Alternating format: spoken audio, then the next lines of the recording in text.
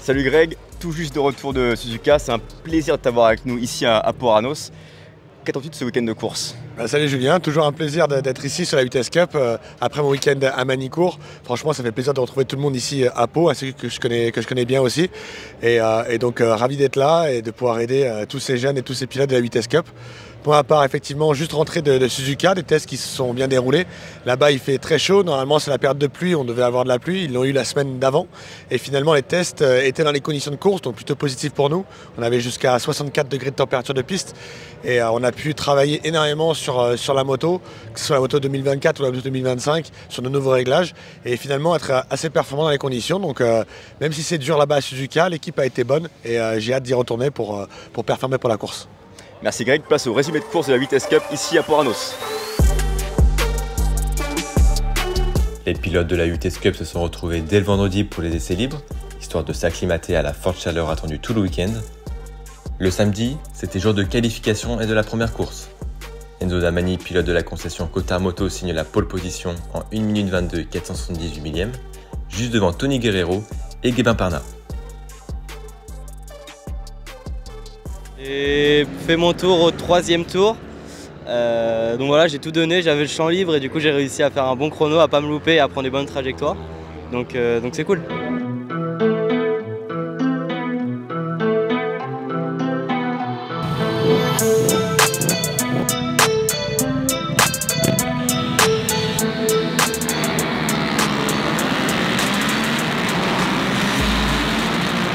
La course 1 s'est ensuite disputée avec une bagarre entre les hommes de la première ligne.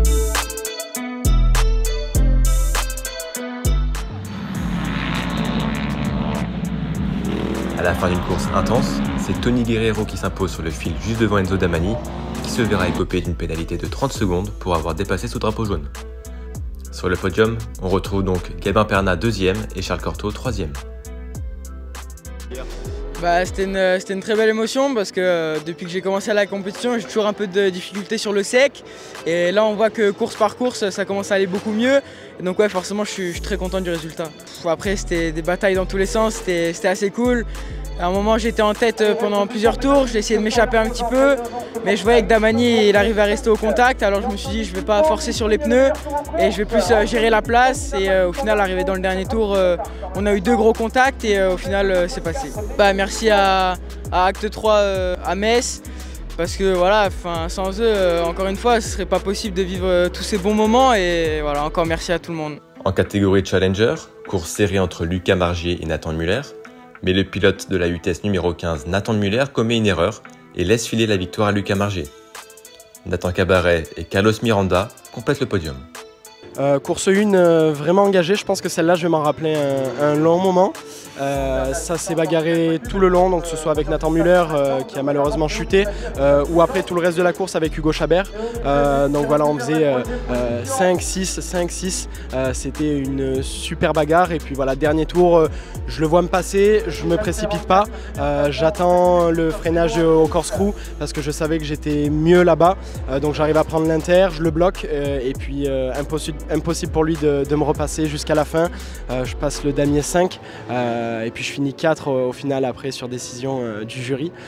Donc je suis vraiment très content de la performance. Comme à chaque fois, un grand merci à tous mes partenaires et notamment mon patron Philippe Goletto qui engage la moto au travers de la concession Suzuki Salon de Provence. Donc un énorme merci à lui de me permettre de faire tout ça.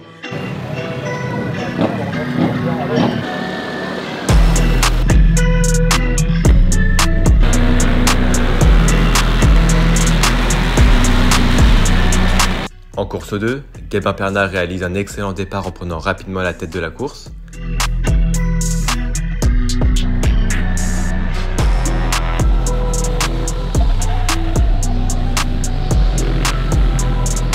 Mais à 2 tours de la fin, Pernat chute puis réussit à repartir au guidon de sa vitesse.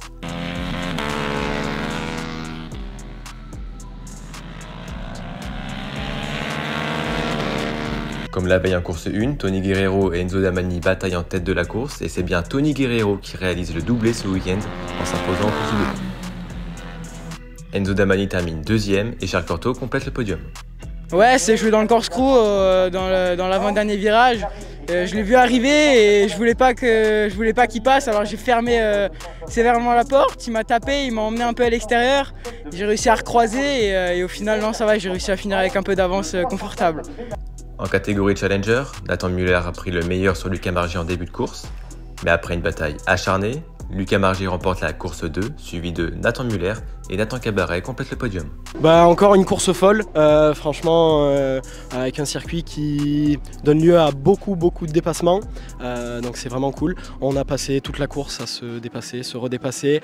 Il s'est manqué, je me suis manqué, il est passé, je suis repassé, c'était vraiment marrant. Et puis jusqu'à la dernière minute, puisque je le repasse dans le dernier virage, enfin dans un des derniers virages, à l'entrée du corkscrew. Et ensuite je l'empêcherai de passer jusque sur la ligne de départ. Au championnat, Charles Cortot conserve la tête, Tony Greiro deuxième le suit de près. En Challenger, Lucas Margy s'est bien envolé au classement et possède une avance confortable au championnat avant la dernière manche de la saison à Lédenon.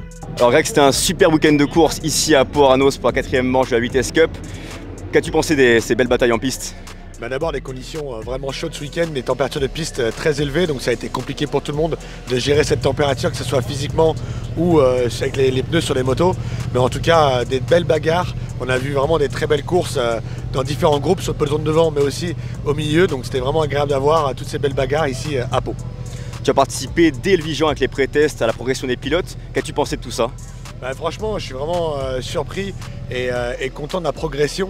Depuis le Vigan, on a pu voir des pilotes qui avaient du talent et vraiment une volonté de comprendre cette catégorie.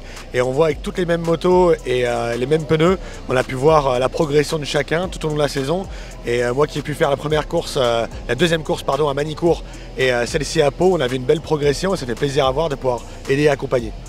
Merci Greg, rendez-vous à Lédenon pour la finale de la Vitesse Cup.